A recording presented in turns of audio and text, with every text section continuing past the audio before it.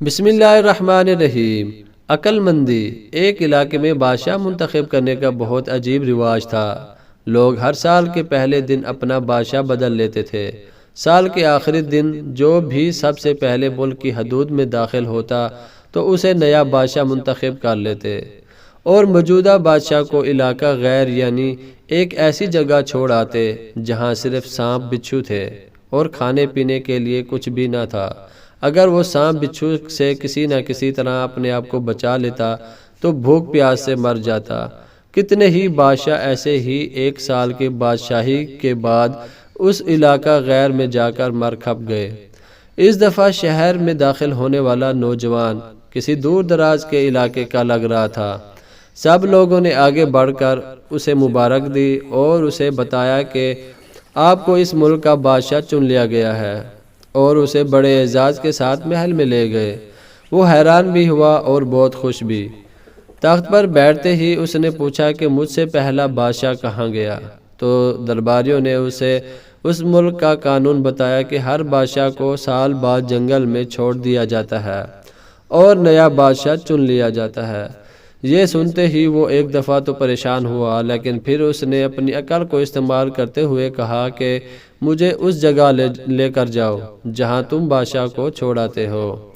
درباریوں نے سپاہیوں کو ساتھ لیا اور بادشاہ سلامت کو وہ جگہ دکھانے جنگل میں لے گئے۔ بادشاہ نے اچھی طرح اس جگہ کا جائزہ لیا اور واپس آ گیا۔ اگلے دن اس نے سب سے پہلے حکم یہ دیا کہ محل سے علاقہ غیر تک ایک سرسبز و شاداب راستہ بنایا جائے اور اس جگہ کے بیچوں بیچ ایک ایسی رہائش تعمیر کی جائے جس میں ہر قسم کی سہولت ہو اور اس کے ارد گرد خوبصورت باغ لگائے جائیں۔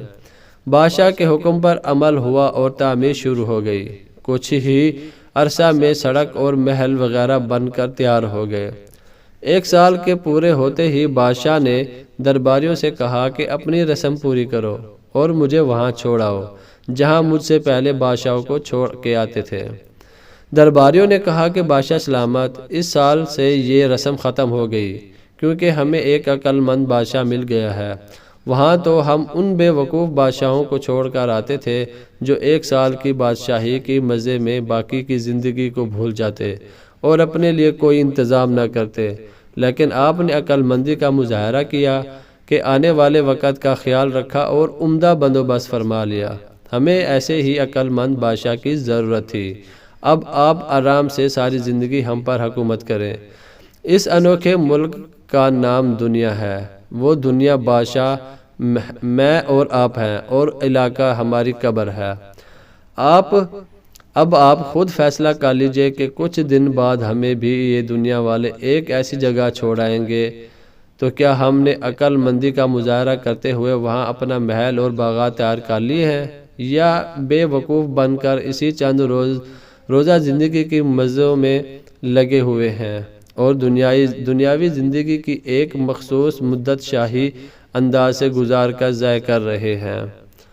ذرا سوچیں کہ آج ہمارے پاس ابھی بھی کرنے کے لیے بہت کچھ ہے، لیکن ایک وقت ایسا آئے گا کہ پھر پچھتانے کی مہلت بھی نہیں ملے گی۔